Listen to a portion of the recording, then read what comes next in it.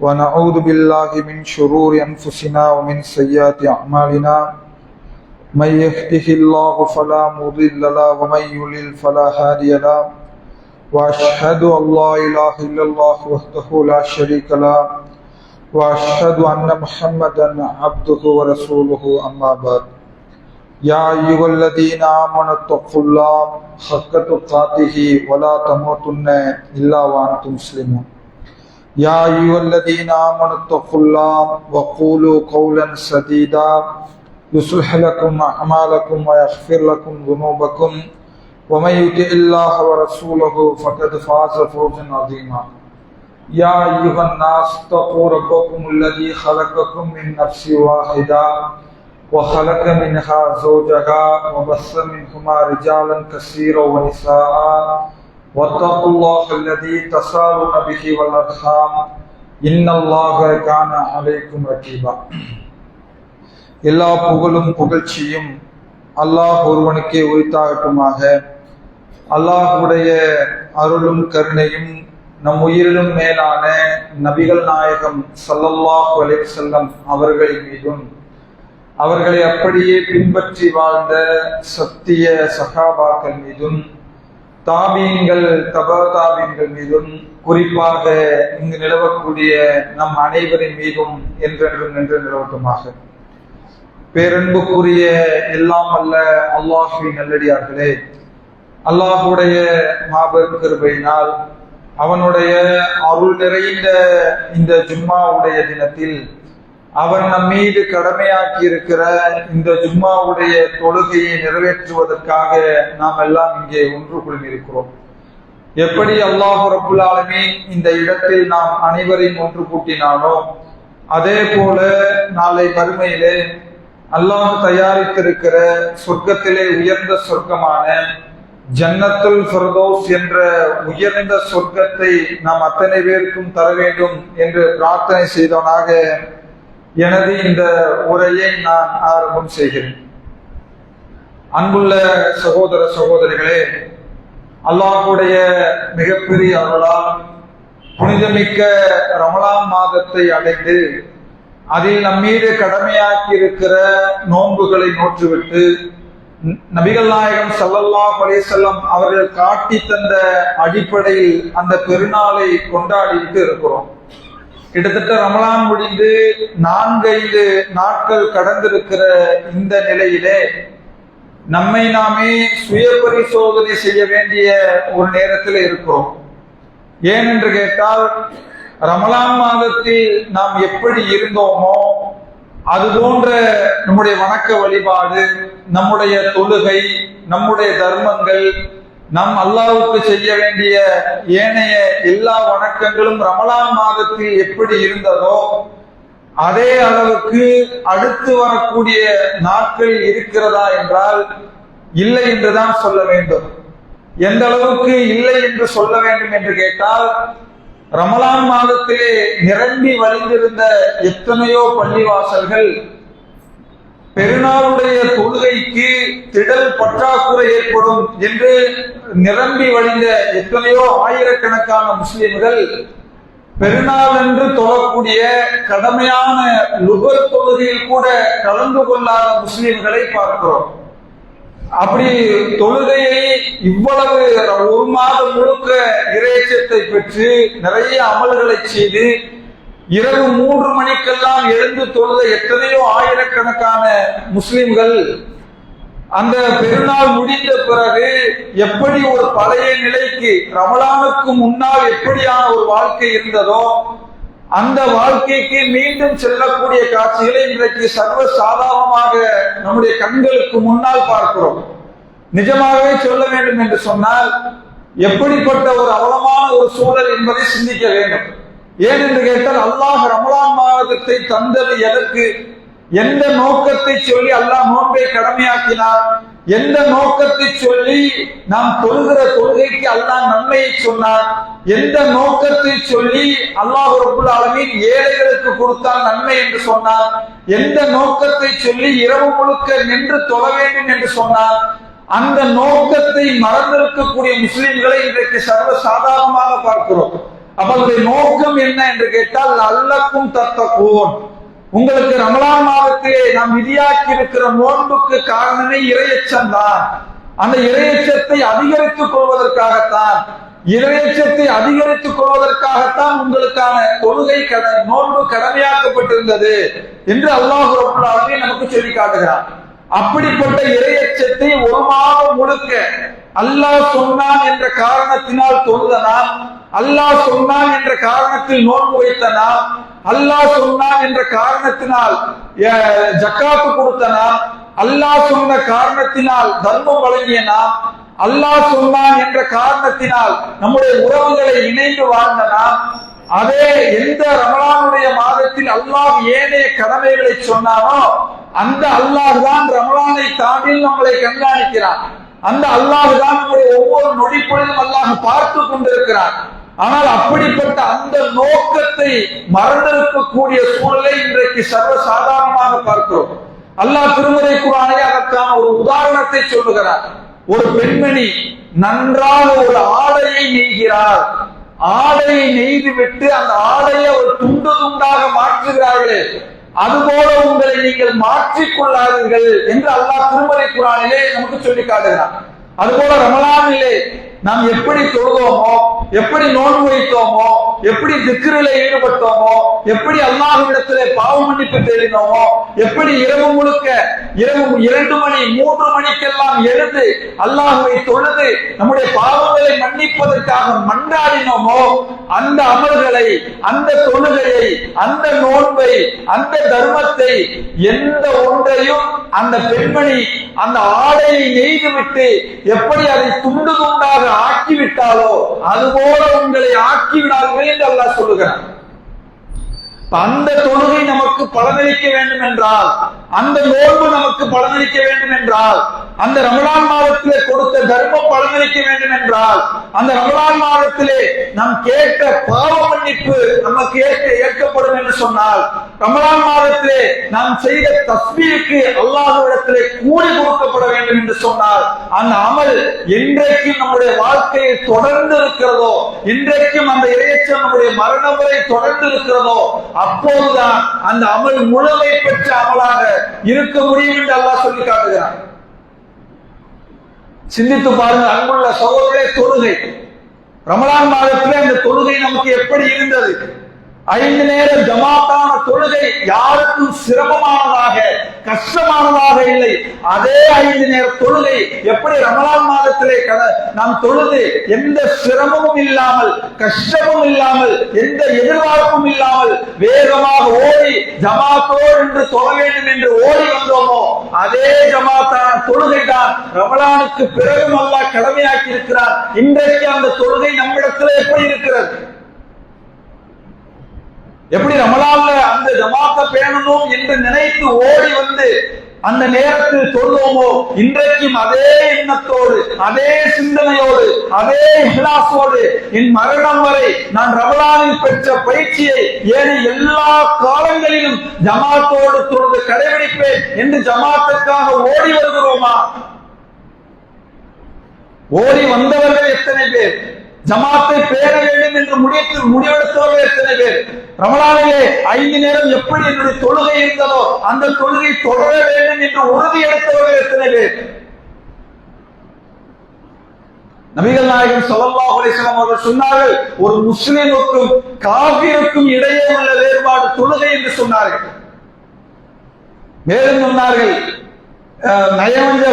ஃபஜ்ருடைய தொழுகையும் இஷாவுடைய தொழுகையும் யாருக்கு இல்லை, அவன் நயவஞ்சகன் என்று சொன்னார்கள். நயவஞ்சகர்களை தவிர வேறு யாருக்கும் பாரமாக இருக்காது என்று சொன்னார்கள். அன்புள்ள சகோதரர், ரமலானிலே ஏன் அந்த பயிற்சி? ஏன் 5 நேரம் எப்படி நம்மளால் முடிந்தது? ஜமாத்தோடு வர முடிந்தது? தொழுகையை விட்டால் நம்முடைய உள்ளத்திலே உறுத்தல் எப்படி இருந்தது? எப்படியாவது இணைந்து ஜமாத்தோடு அல்லாஹ்விடத்திலே பாவ மன்னிப்பு தேட வேண்டுமே என்று ஓடோடி வந்து ஜமாத்திலே கலந்து கொண்ட நாம் அதே ரமலானிலே எப்படி தொழுகை கடமையாக இருக்கிறதோ ஏனைய நாட்களில் அல்லாஹ் நம் மீது இருக்கிற தொழுகை கூட நாம் அதை சரிவர தொழவில்லை என்று சொன்னால், அன்புள்ள சகோதரே, நம்முடைய உள்ளத்தை சிந்திக்க வேண்டும், நம்முடைய உள்ளத்தை பரிசோதனை செய்ய வேண்டும். எந்த நோக்கத்திலே ரமலானை அணுகி இருக்கிறோம் என்று நம்மை நாமே கேள்வி கேட்க வேண்டும். ரமலான் என்பது சடங்கா? அல்லாஹ் நமக்கு கொடுத்த பயிற்சி இல்லையா? ரமலானுக்கு முன்னால் நீங்கள் ஜமாத்தை இழந்திருப்பீர்கள், தொழுகை இழந்திருப்பீர்கள். தொழுகை வருவதற்கு உங்களுக்கு கஷ்டமாக இருந்திருக்கும், சிரமமாக இருந்திருக்கும். அல்லாஹ் உங்களுக்கு வாய்ப்பை கொடுத்தான், ரமலான் என்ற மாதத்தை உங்களுக்கு கொடுத்தான். அந்த மாதத்திலே உங்களுக்கு பயிற்சியை கொடுத்தான், அவன் அனுமதி வழங்கினான். அந்த மாதத்திலே நிறைய நன்மைகளை உங்களுக்கு சொல்லி உங்களை பள்ளிவாசலை நோக்கி வர வைத்தான். உங்கள் சிரமங்களை நீக்கினார், உங்கள் கஷ்டங்களை நீக்கினார். எதுவெல்லாம் செய்ய முடியாது என்று நினைத்தீர்களோ அத்தனையும் இலகுவாக செய்வதற்குரிய வாய்ப்பை அல்லாஹ் வழங்கினான். அந்த வாசலிலே வந்தீர்கள், அந்த வாய்ப்பை பயன்படுத்தினீர்கள். அந்த வாய்ப்பை பயன்படுத்திய நீங்கள் ரமலானுக்கு பிறகு வந்த வழியை திரும்பி சென்று விட்டீர்கள் என்று சொன்னால், ரமலானிலே உங்களுக்கு எந்த ஒரு நன்மையும் கிடைக்கப்படாததாக மாறிவிட்டீர்கள்.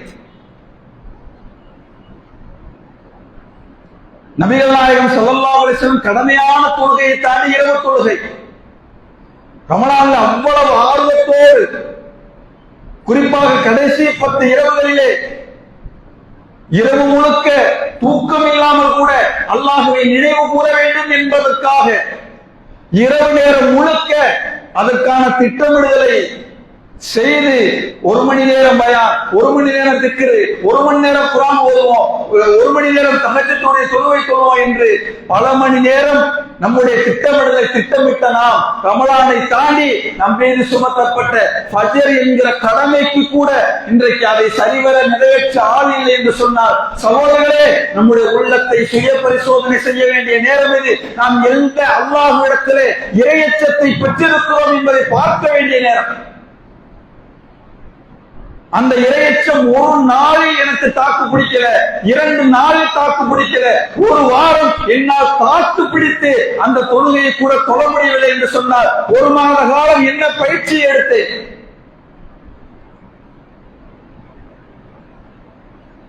சிந்தித்து பாருங்கள், சுய பரிசோதனை பாருங்கள். ரமலானிலே எப்படி இருந்தோம்? ரமலானிலே மறுநாள் 1 மாத காலம் நாம் பெற்றெடுத்த பயிற்சி, குறைந்தபட்சம் அந்த ஈமான் ஒரு 6 மாசத்துக்கு, 5 மாசத்துக்கு, 4 மாசத்துக்காக என்னை தொடர்ந்து வந்தது என்றால் கூட ஏற்றுக்கொள்ளலாம்.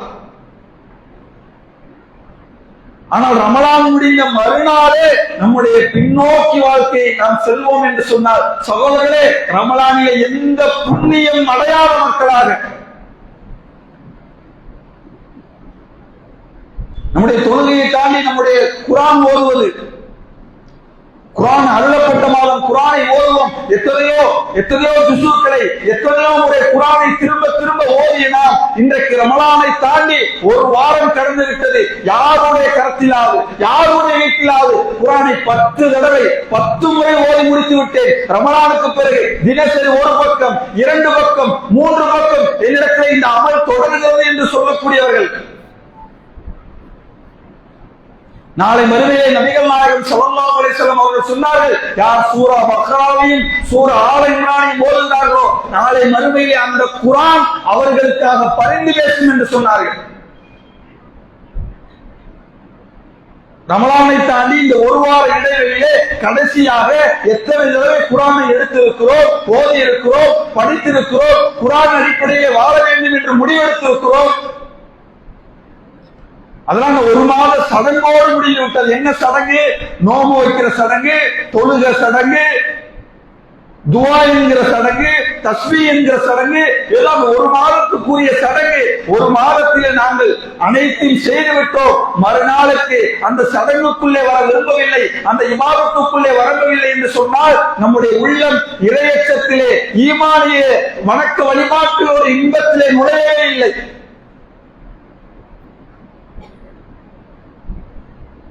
நம்ம ஒவ்வொரு நாளும் ரமலானிலே எப்படி ஒவ்வொரு நாளும் நமக்கு கழிந்திருக்கிறது. ரமலானை தாண்டி 1 வாரம் கடந்து விட்டோம். நம்முடைய தொழுகை எங்கே? நம்முடைய நோன்பு எங்கே? நம்முடைய திக்ர் எங்கே? நம்முடைய தர்மம் எங்கே? நாம் செய்யக்கூடிய பாவங்கள் எங்கே? எத்தனையோ பாவங்களை விட முடியாமல் இருந்தோம் ரமலானுக்கு முன்னால். அல்லாஹ் வாய்ப்பை கொடுத்தான். ரமலான் என்கிற வாய்ப்பு, ரமலான் என்கிற வாசலை அல்லாஹ் திறந்து கொடுத்தான். அந்த வாசலிலே அல்லாஹ் நோன்பை சொல்லும் பொழுதே அல்லாஹ் சொன்னார், நோன்பு உங்களுக்கு கேடயம்.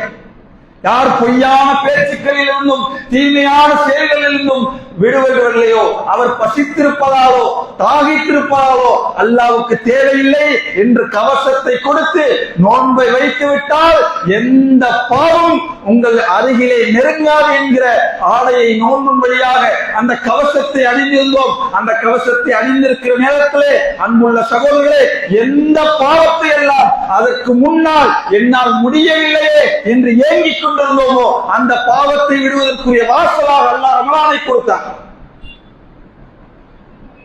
நாம் ஒவ்வொருவரும் சிந்தி ரமலானிலே எப்படி இருந்தோம், எந்த பாவங்களை எல்லாம் செய்து வந்தோமோ அந்த பாவங்களில் எப்படி தவிர்த்து இருந்தோம். அது எந்த பாவமாக இருக்கலாம், சிறிய பாவமாக இருக்கலாம், பெரிய பாவமாக இருக்கலாம். அந்த ஒரு மாத காலம் அந்த பாவத்தை பார்க்கிற பார்வை, அந்த பாவத்தின் மீது ஏற்பட்டிருக்க அருவருப்பு, ரமலான் முடிந்து மறுநாள் அந்த பாவம் என்னை தொடர்ந்தது என்று சொன்னார். ரமலான் முடிந்து 2 நாட்களில் அந்த பாவம் தொடர்ந்தது என்று சொன்னார். அன்புள்ள சகோதரர்களே, அந்த ரமலானை நாம் முழுமையாக பயன்படுத்தவே இல்லை. அதை ஒரு சடங்காக கடந்து விட்டு இருக்கிறோம். எப்படி மற்ற மதங்களிலே அவர்கள் விழாக்களிலே அவர்கள் பண்டிகையிலே அவர்கள் அந்த நாளிலே ஒரு சடங்காக எந்த காரியங்களை எல்லாம் செய்வார்களோ அதுபோல நாமும் இந்த ஒரு மாத காலம் சடங்கான காரியமாக செய்து வந்திருக்கிறோம். இறையச்சத்தை பெற்றிருக்கிறோமா? அல்லாஹ்வை பயந்திருக்கிறோமா? தனிமை என்கிற எப்படி நோன்பு வைத்துக் கொண்டு அருகிலே உணவு இருந்தாலும் தண்ணீர் இருந்தாலும் அல்லாஹ் சொன்னான் என்ற காரணத்துக்காக, அல்லாஹ் பார்க்கிறான் என்ற காரணத்துக்காக அந்த உணவையும் தண்ணீரையும் தவிர்த்து வாழ்ந்தோமோ அந்த ரப்பு எப்படி நம்மை நோன்பை கண்காணிக்கிறானோ அதுபோல நம்முடைய வாழ்க்கையிலே ஒவ்வொரு நொடிப்பொழுதையும் கண்காணிக்கிறார். நம்முடைய தனிமைகளை கண்காணித்துக் கொண்டிருக்கிறார். அல்லாஹ் திருமறை குர்ஆனிலே சொல்லி காட்டுகிறான், இன்னல்லதீன யக்ஷௌன ரப்பஹும் பில் கைபி லஹும் மக்ஃபிரத்து வ அஜ்ருன் கபீர். யார் மறைவான நேரத்தில் அல்லாஹ்வை அஞ்சி நடக்கிறாரோ அவருக்கு மகத்தான கூலியையும் மன்னிப்பையும் வழங்குவோம். நோன்பு ஏற்படுத்தியது நம்மையும் அறியாமல் தனிமை என்கிற அந்த நேரத்திலே அல்லாஹ் அந்த தனிமையின் போது இறையச்சத்தை ஏற்படுத்தினார். அன்புள்ள சகோதரரே, அந்த தனிமைதான் இன்றைக்கும் நம்மோடு தொடர்ந்து கொண்டிருக்கிறது. அந்த தனிமை நேரத்திலே யார் அல்லாஹ்வுக்கு பயப்படவில்லையோ, யார் அல்லாஹ்வுக்கு அஞ்சவில்லையோ, யாருடைய பாவங்கள்லாம் இன்றைக்கு தொடர்ந்து கொண்டிருக்கிறதோ அவர்களால் எந்த தாக்கமும் நோன்பினால் அடையவில்லை.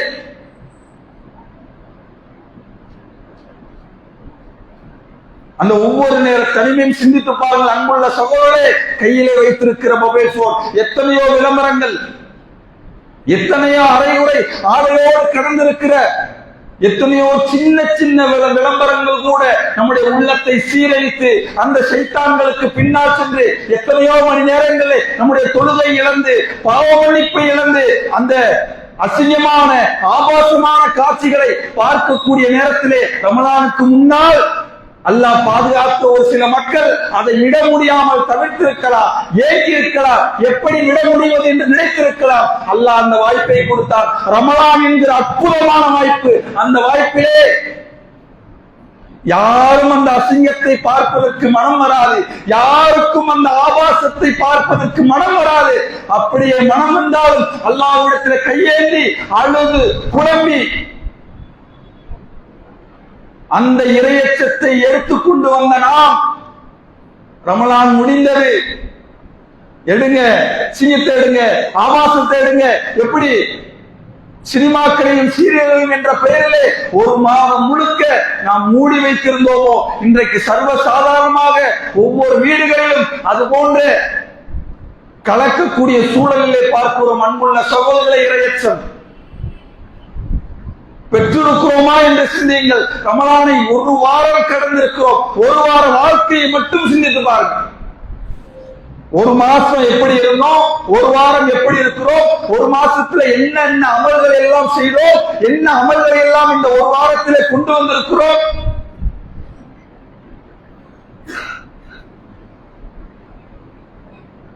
எனவே அன்புள்ள சகோதர சகோதரிகளே, இந்த ரமலானை அல்லாஹ் தந்ததற்கு காரணமே நமக்கு ட்ரைனிங் பீரியட், ஒரு பயிற்சி காலம், ஒரு மாத காலம் முழுக்க அல்லாஹ் அற்புதமாக இந்த பயிற்சியை கொடுத்திருக்கிறார். நாம் அறிந்தோ அறியாமலோ, தெரிந்தோ தெரியாமலோ அந்த பயிற்சியை நாம் பெற்றிருக்கிறோம். தொழுகையின் மூலமாக பெற்றோம், நோன்பின் மூலமாக பெற்றோம், பள்ளிவாசலில் ஏற்பட்ட தொடர்பின் மூலமாக பெற்றோம், துஆக்களின் மூலமாக பெற்றோம், தஸ்பீஹின் மூலமாக பெற்றோம். அறிந்தோ அறியாமலோ இறைவனோடு நமக்கு இருக்கிற தொடர்பை நாம் நெருக்கமாக்கிக் கொண்டே சென்றோம். இந்த ஒரு மாத தொடர்பு சகோதரர்களே 11 மாதத்துக்கு நீடிக்க வேண்டும். நீங்கள் அல்லாஹ்வோடு உங்களுக்கு இருக்கிற தொடர்பு எந்த தொடர்பும் இடையே அறிந்துவிடக் கூடாது. அப்படியாக அல்லாஹ் ரப்பல் ஆலமீன் அந்த ஒரு மாதத்தை நமக்கு பயிற்சி கொடுத்து ஒரு சில நாட்களை கடந்திருக்கிற நாம் தனித்தனியாக அமர்ந்து நம்மை நாமே சுய பரிசோதனை செய்து எந்த அமலையெல்லாம் ரமலானிலே செய்தோமோ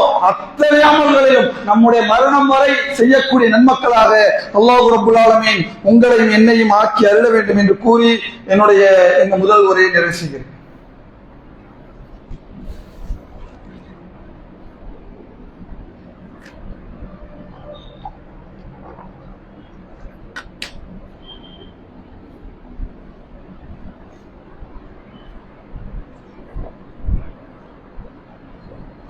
அன்புள்ள சகோதர சகோதரிகளே, அல்லாஹ் ரமலான் மாதத்தில் நம் மீது நோன்பை கடமையாக்கி இருந்தான். நோன்பு என்பது ரமலான் மாதத்தில் நம் மீது கடமையாக இருந்தாலும் ஏனைய எல்லா மாதங்களிலும் வைக்கக்கூடிய நம்முடைய நோன்புகளுக்கு ஏராளமான கூலிகளை நபிகள் நாயகம் ஸல்லல்லாஹு அலைஹி வஸல்லம் அவர்கள் சொன்னார்கள். அந்த அடிப்படையில் ரமலானை தொடர்ந்து ஷவ்வாலுடைய மாதத்தில் யார் 6 நோன்புகளை நோட்பாரோ அவர் காலமெல்லாம் நோன்பு நோற்றவர் போலவார் என்று நபிகள் நாயகம் ஸல்லல்லாஹு அலைஹி வஸல்லம் அவர்கள் சொன்னார்கள். அந்த அடிப்படையிலே ஷவ்வாலுடைய மாதத்திலே இருக்கிறோம்.